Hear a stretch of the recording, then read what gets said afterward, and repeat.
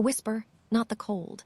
Not the dark pressing against the garden windows like something patient and waiting. The first thing, the thing that stops Lee Kang-ho mid-step in the frost before his mind has any say in it, is a whisper. Two voices, threaded together the way twins are threaded together, like they share the same breath, and have only been given one body's worth of warmth between them. The sound is wrong. It is too small for a space this open, too thin for air this cold, and it is coming from the direction of the stone wall at the garden's far edge where there is nothing, where there has never been anything, where there should not be anything now. He stops walking. 100 mornings he has made this walk. Before the staff rises, before the building fills with sound, before the day becomes the thing the day always becomes in his hands. The rifle is habit. The root is habit. The silence is the one thing in his life that does not ask anything of him, and he has built this particular pre-dawn hour into something he protects. He listens, the whisper comes again. One small voice, then another answering it, and the second one is quieter than the first, the way a voice gets quiet when the cold has been in it too long. Not crying. Past crying. Something smaller than crying and more frightening. He runs, no decision. No calculation. Just the rifle dropping from his hand onto the frost. He does not feel it leave his grip, does not hear it land, and his body already moving, crossing the dark garden toward the wall before his mind has formed a single word about it. This is the thing he will not be able to explain later.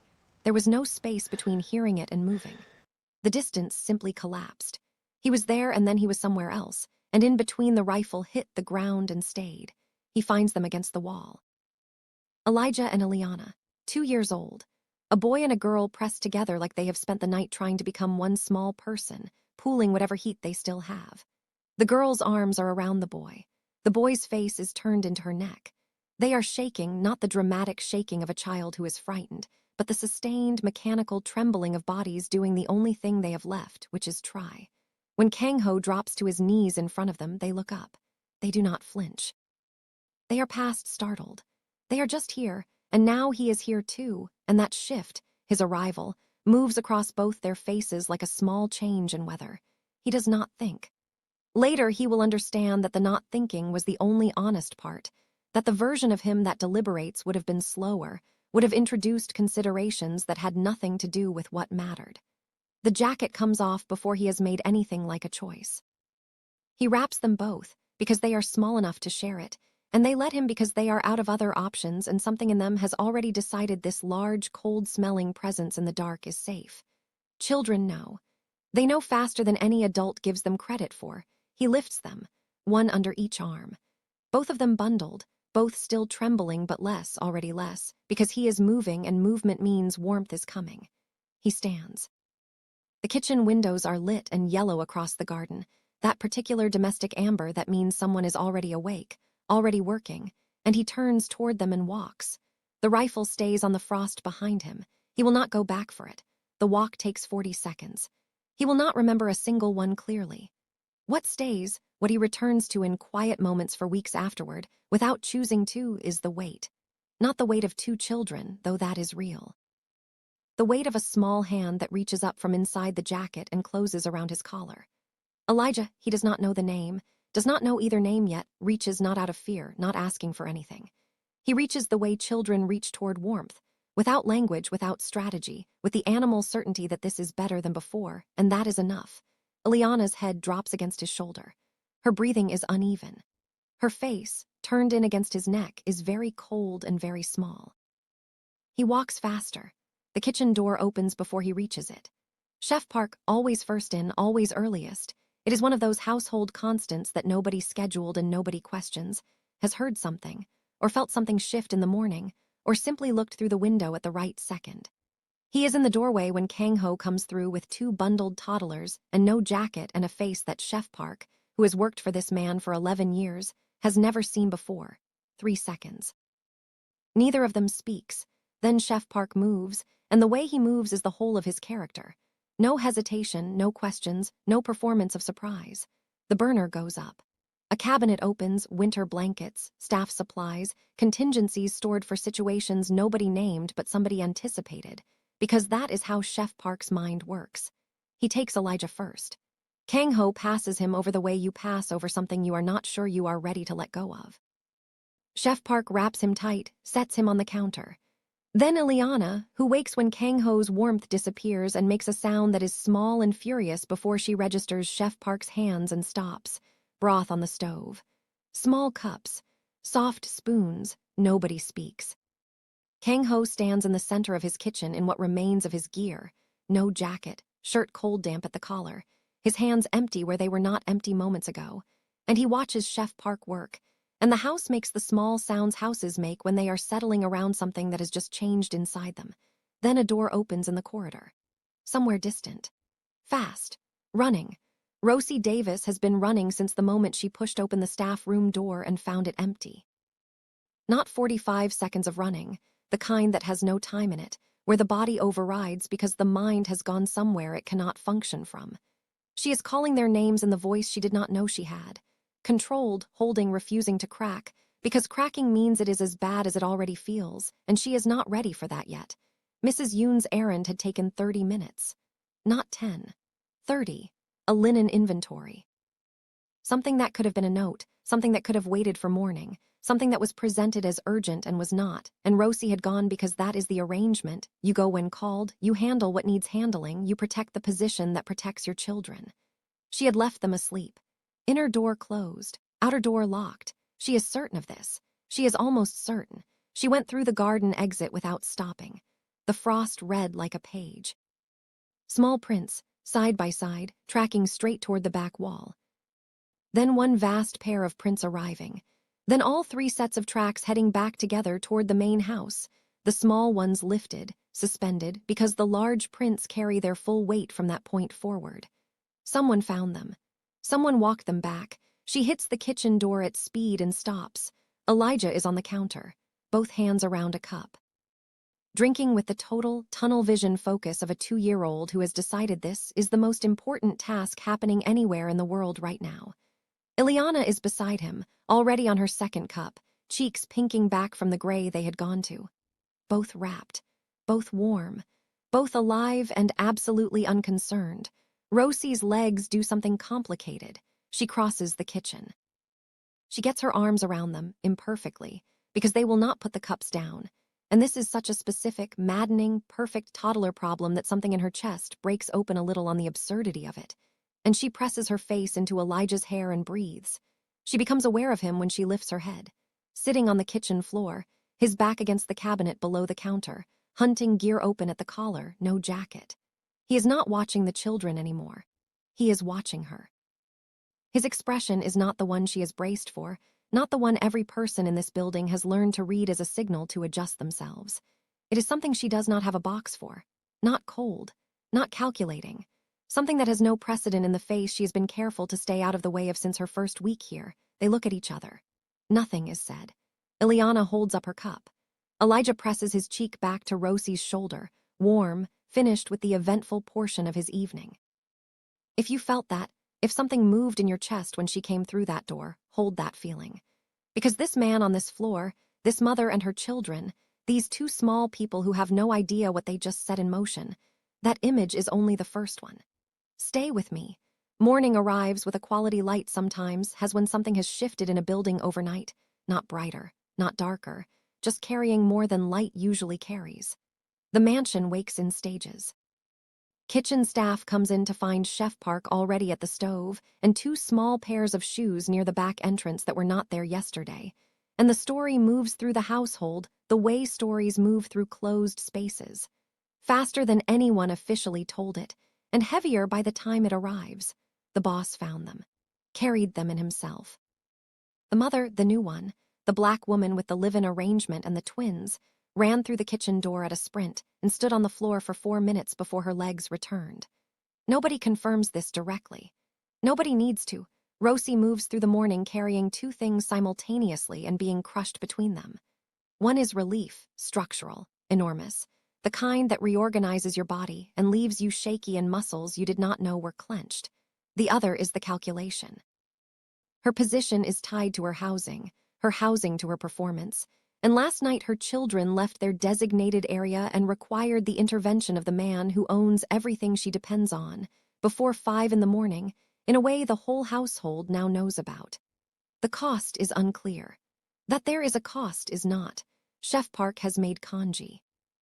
He has seated Elijah and Eliana at the prep counter end on a folded blanket, portioned soft food into small bowls, arranged everything with the practical attention of someone who has thought about what small children need to eat and acted on that thought without being asked or informed that it was his concern.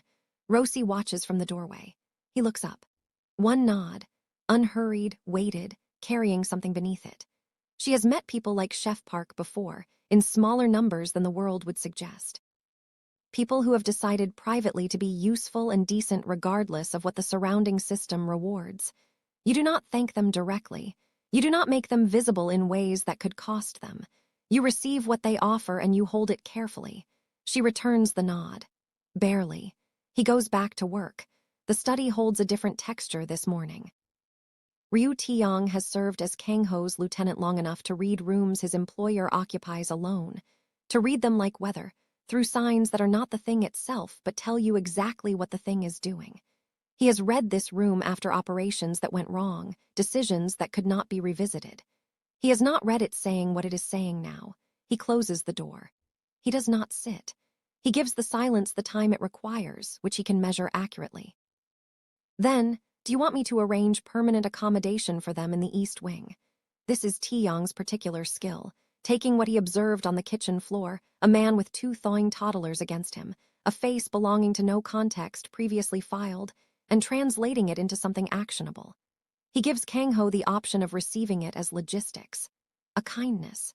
Neither of them would name it that. Kang-ho looks at the window. The garden is graylit and still. The frost holds the shape of everything that happened, the disturbance near the wall, the track marks, the place where something was left on the ground and not collected. One of the groundskeeping staff retrieved the rifle before anyone else found it. He will address that separately. Find out what she needs. Taeyong does not write it down. He leaves. Kang-ho stays at the window a moment longer, looking at the space near the wall where 2 small shapes had been pressed together in the cold, and the thing he felt when he found them, which he has no language for yet, and is not going to try to force into language, not yet. Mrs. Yoon has been monitoring the kitchen since 6:30. She is 58 and has managed this household for a decade through circumstances that would have collapsed other arrangements. The mechanism that has kept her essential across all of it is the order. She is the order, the person who maintains what requires maintaining and enforces what requires enforcing. She is very good at her work. Last night was a rupture. Children uncontained in the grounds before dawn. The employer retrieved them personally. This morning the kitchen runs with 2 extra bodies, an altered atmosphere, staff who have reorganized themselves around a situation nobody was instructed to accommodate. Order erodes this way. Incremental, comfortable, permanent if unchecked, she begins to build a case. Quietly, with full documentation, her approach to Rosie at 10:15 is professionally impeccable, measured concern in the voice, not coldness, procedural language, not accusation.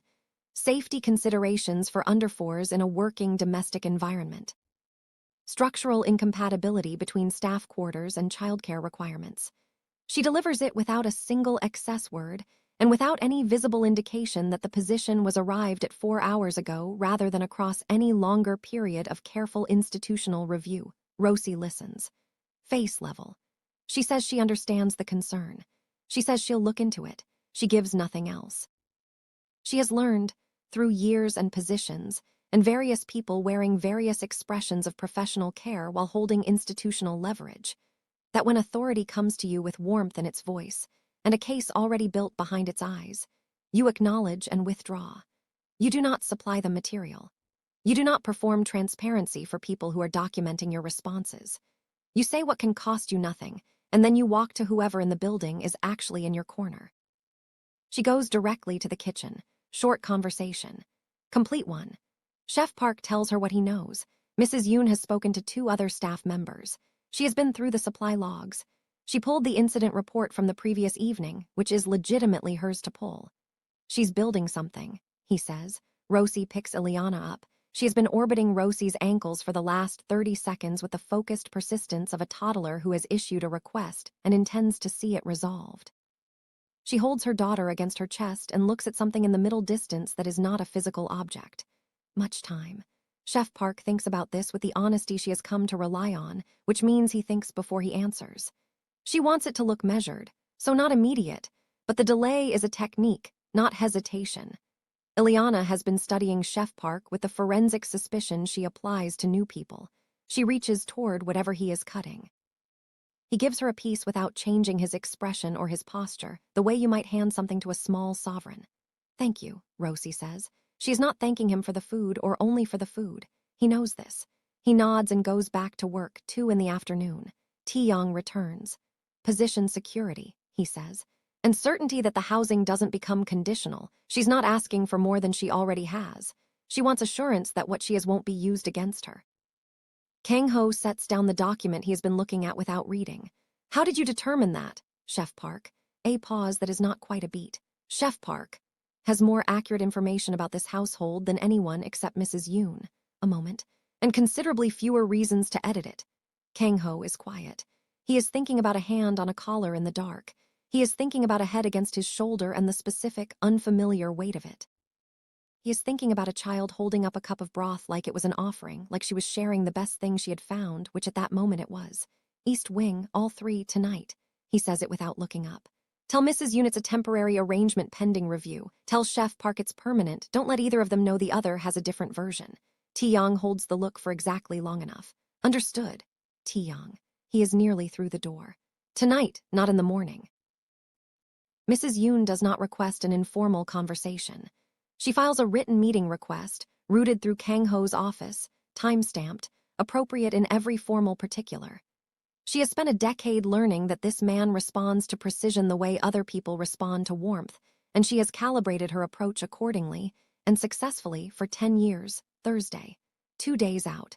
She works the interval, 3 pages, prepared with care.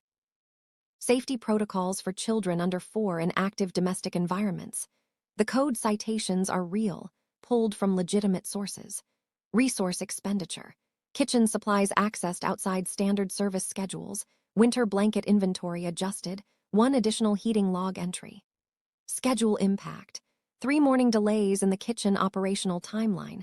1 staff member consistently operating beyond his designated scope. Every figure is verifiable. Every policy reference exists in the actual handbook. The call she placed to Rosie the night it happened does not appear. The task she assigned does not appear. The 30 minutes do not appear. She has not been careless. She has been surgical. Rosie learns about the meeting the way information moves through households like this one, through the secondary network, which runs faster and more cleanly than any official channel. Chef Park tells her. She is in the East Wing room with the twins, and the room is more than she expected, more than the phrasing of her arrangement suggested she should expect, and she has not yet worked out how to hold that fact without flinching. Elijah takes the book she puts down and turns it upside down immediately, which is the correct orientation as far as he is concerned. He begins narrating to Ileana in the language that exists exclusively between the two of them. Rosie runs the numbers. From the beginning, clean. Lose this position, lose the housing. Lose the housing 2 weeks before the arithmetic becomes critical. She has her sister in Busan, a friend with a spare room. But Elijah and Ileana are 2, and 2-year-old twins do not stabilize in spare rooms. They need consistent gravity, a place that resembles itself from one day to the next. She has built that here. 8 months of it. She is not willing to let 8 months be taken. She cannot stop it, though. That is what makes it unbearable. She is not the deciding party. She is the subject of decisions. All she can do is wait for the shape to become clear. Ileana is asleep against her brother's arm. Elijah reads on. Rosie holds them both and does not move. The board meeting is in a different wing, a different register, a different world, and Rosie knows nothing about it. The room is designed for discussions that cannot be conducted in language that says what it means. Men who have learned to weaponize procedural phrasing. The board member is not careless.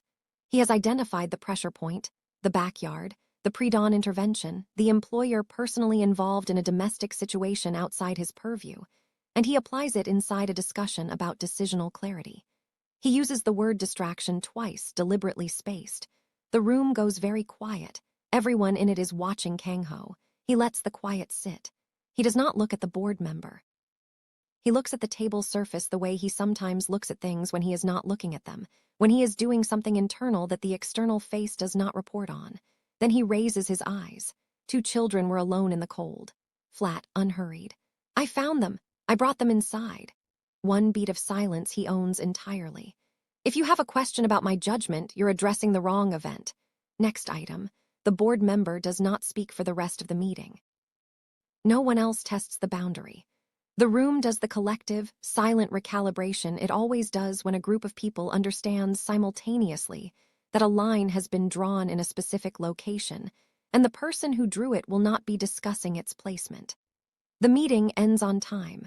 On the way out, Tae-yong walks 3 paces behind Kang-ho as he always does. If something in his posture carries more than it usually carries, something that might, in a different kind of man, announce itself openly as pride, he manages it. He is almost entirely successful. Not entirely. Some things resist full management. Thursday morning. The folder on the desk.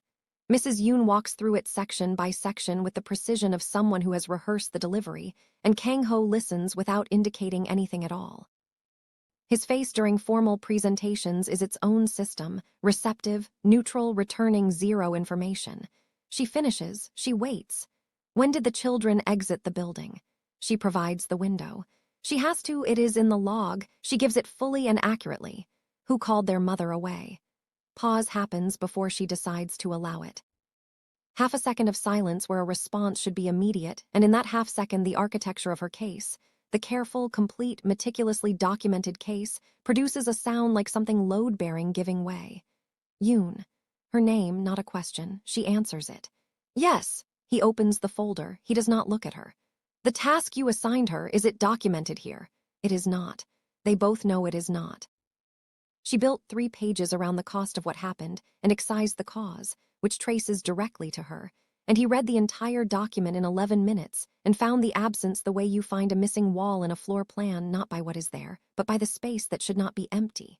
No. Folder goes to the side of the desk. A complete account of the evening, the assignment, the timeline, all of it by end of day. He looks at her directly for the first time since she sat down. All of it.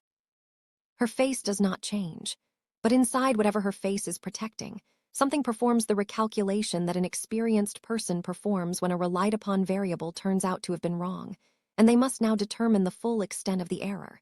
The meeting ends. In the kitchen garden right now, Elijah is examining each stone in the path with the systematic thoroughness of a very small scientist. Rosie is watching him. She does not know the board member has been answered. She does not know Mrs. Yoon's case was taken apart with 2 questions in the room it was presented in. She is still standing in the place she has been standing for 4 days, on the wrong side of a decision she cannot control, holding the thread, waiting for it to break. It is not going to break.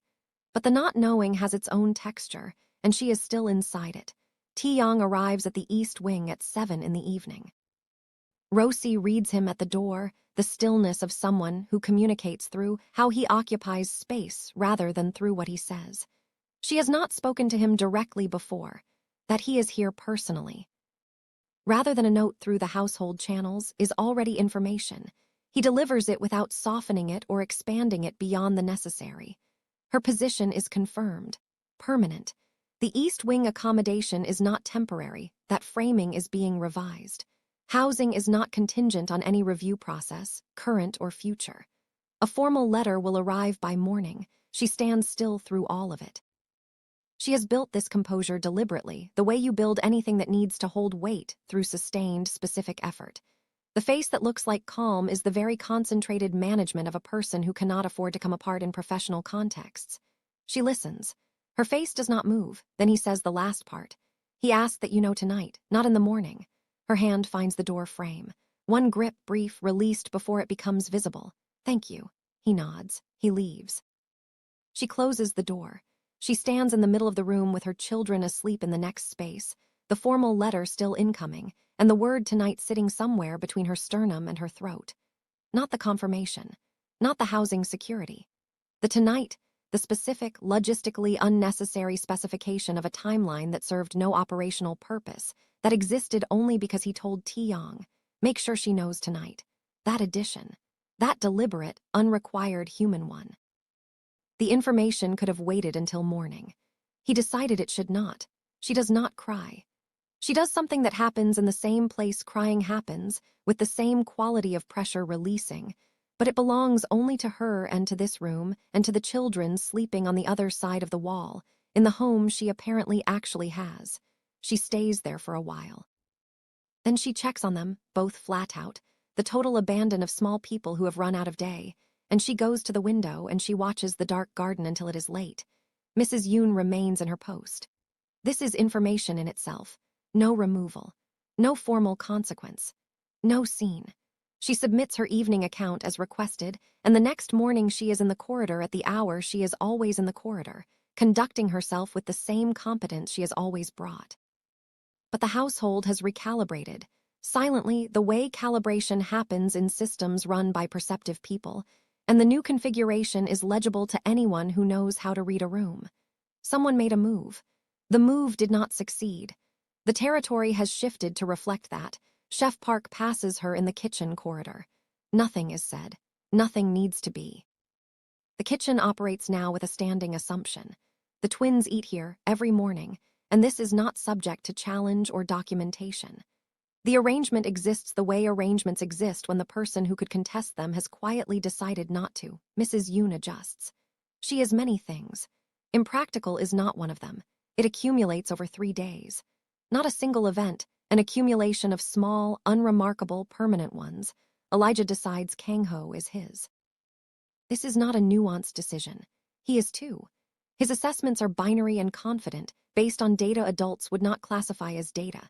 This person is large, warm, appeared in the dark when things were bad and made them less bad, and has a gravitational quality that makes other people arrange themselves differently. Elijah does not have vocabulary for this.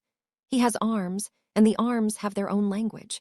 The first time it happens in front of witnesses, Kang-ho stops mid-stride. Elijah is on the kitchen floor. Kang-ho comes through the door. The child looks up and both arms go up. The demand, universal, peremptory, non-negotiable. Up. He issues this to one of the most formidable men in Seoul with the total confidence of someone who has not yet learned that some people are supposed to be inaccessible. There is no contingency in his posture for the instruction being declined. Kang-ho looks at him. Chef Park finds something on the stove that requires his full and uninterrupted attention. 3 seconds. Then Kang-ho crouches and lifts him. Ileana arrives at his knee before Elijah is settled, both arms already up, the same instruction at the same volume and with identical certainty. He looks down at her. Something moves across his face, not quite a smile, the thing that precedes a smile when the smile has not yet decided whether to proceed, and he picks her up. He is standing in his kitchen holding one child on each arm, arranged exactly as he was when he walked back through the frost with them wrapped in his jacket.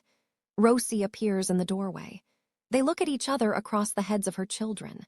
Neither says anything. Neither needs to. 3 weeks in. The East Wing rooms carry the specific, irreversible quality of lived-in spaces.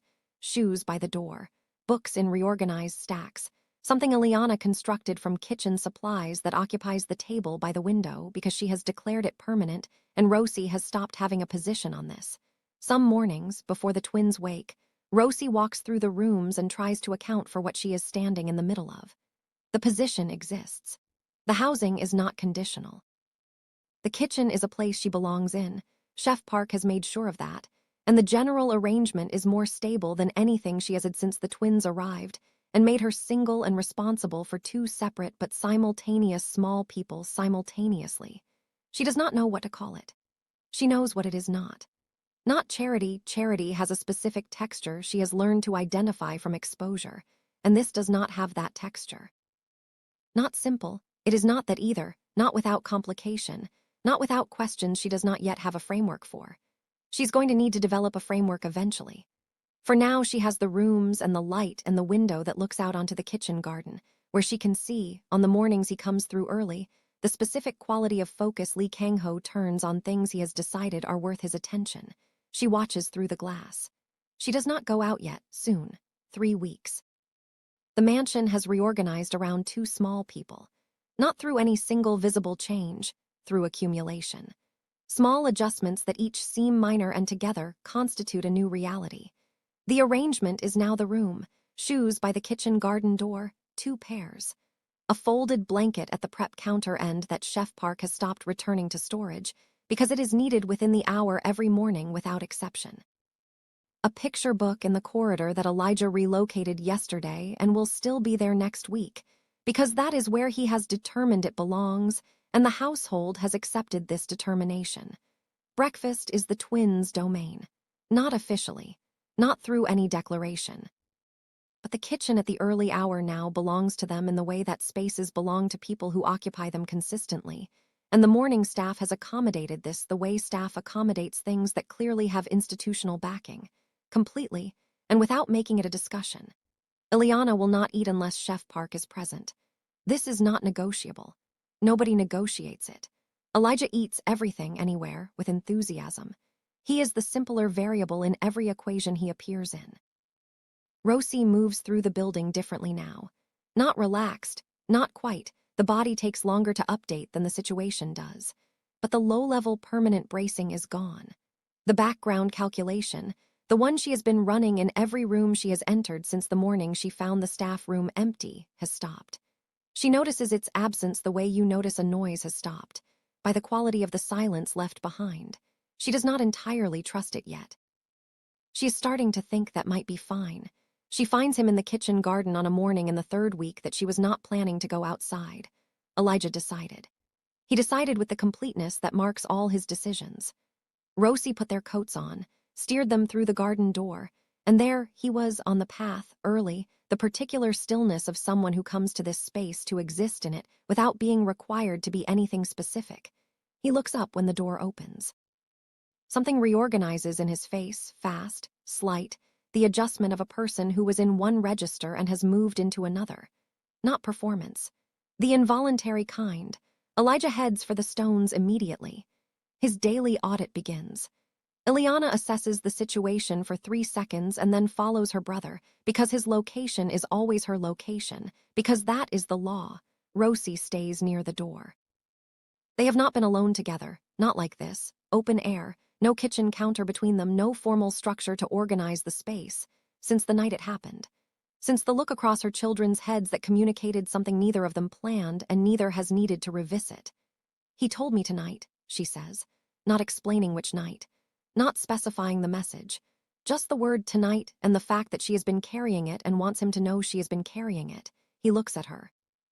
Yes, she nods. She turns back to Elijah, who is in a detailed technical exchange with a stone, and something happens in her face she does not catch before it has already happened. The corners of her mouth, involuntary, the smile that exists before you have consented to it. The first one in this building she has not monitored, not checked for appropriate size and weight. It just arrives, he watches it. He does not look somewhere else, they stay out there a while. The 4 of them, the stones being assessed, the day slowly warming over the garden wall. The rifle case is in the far storage building. This is not a decision made in the 3rd week. It is a decision made in the backyard at 5 in the morning when the rifle hit the frost and he walked away from it without going back. And the 3rd week is simply when that decision arrived at its final shape. Ileana finds the case on a Tuesday. She has acquired the ability to open certain door handles, and the household's spatial security has not updated quickly enough to account for this development. She finds it in a storage room, a corner, closed, secured, and she points at it and looks at Kang-ho with the expression she uses for things she has already categorized as wrong. No, she says. She does not know what it is. It has the wrong shape and the wrong heaviness, and she has issued her ruling. She is too. Her rulings are total and without appeal. Kang-ho looks at the case. He looks at her. At the case. No, he says. It goes to the far building that afternoon. Not discarded. Just outside the space she moves through, a space which is, apparently, going to continue expanding until it covers most of the property, and he is not going to intervene in this process. The hunting routine has not come back. He has not formally ended it. He has simply not gone out before dawn since the morning he went out before dawn, and the morning became something different from what it had always been. And every morning since then the pre-dawn hour has passed without him in the garden, and the frost does whatever the frost does when nobody is in it to notice. Thursday evening. Late. Kitchen quiet, lights on low. Rosie is at the counter. Chef Park has been showing her things. not framing it as instruction, just doing things in her presence and handing her the next step, which is the way he teaches without calling it teaching. Elijah has been refusing to sleep for 47 minutes. He is not distressed. He is not unwell. He is simply determined that he is not done with today yet, and he has positioned himself on the kitchen floor as a statement of this determination. Ileana is asleep. Elijah has gone rogue. Kang-ho comes through at 9. He stops when he sees the child on the floor. Elijah looks up, the arms go up. Kang-ho does not pick him up. He sits down. Back against the cabinet beneath the counter, legs out, the specific configuration of a large man making himself floor-level deliberately. Elijah crawls into the gap between his knee and the cabinet, exactly the right size, which is simply what it is, and Kang-ho reaches back and retrieves the picture book that has migrated from the corridor to the kitchen floor sometime in the last hour. Elijah takes it. Turns to page 3, which is where all stories begin as far as Elijah is concerned, and starts explaining. His explanation is in the language that is entirely his own, Korean syllables absorbed from the household air, sounds belonging to no other language that anyone around him has learned, punctuated by pointing, delivered with the complete gravity of someone conveying information of significant importance to someone who clearly needs it and is fortunate to have it explained. Kang-ho receives it. He does not look at anything in the room except the book and the boy. He listens to everything. At the stove, Chef Park has found something that demands his total and sustained concentration. He does not look up. Rosie stays at the counter. Elijah makes it 9 minutes. Then he lists sideways against Kang-ho's arm, the momentum of the lean pulling him slowly down until he arrives at sleep the way he arrives at everything, completely, without transition, with total commitment. Done. Kang-ho does not move. The book is still open. The child is against his arm. The kitchen is low and warm, and everyone in it is occupied with staying very still. The picture book is open on the page where Elijah stopped, and it will stay on that page, and nobody will close it, she will ask. Not tonight. When there is a word for it, not for what this is, because she does not think she is going to find a word for what this is, not one that fits cleanly. Something smaller, more specific. What do they call you? They name everything. Elijah has named the stones in the path, Chef Park's ladle, the blanket on the prep counter, the orange bowl. He has already given Kang-ho a sound, not a name in any language she knows, but a sound used with total consistency when Kang-ho enters a room or needs to be summoned, or is the answer to a question Elijah is trying to ask. She wants to know what that sound becomes when it grows into something Elijah decides is permanent. She is going to find out. That night, after she has carried him from the kitchen floor and settled him against his sister, and stood in the doorway for the moment parents stand in doorways, not doing anything, just looking, just verifying that the essential facts remain true, they are here. They are warm. They are home. She's going to find out what they call him. If you came this far, if something in this story reached you, leave it in the comments. Tell me which moment landed. Tell me what you are still thinking about. And if you want to know what happens in this house as the seasons change, as these people slowly find the language for what they are to each other, subscribe and stay. The next one is already coming.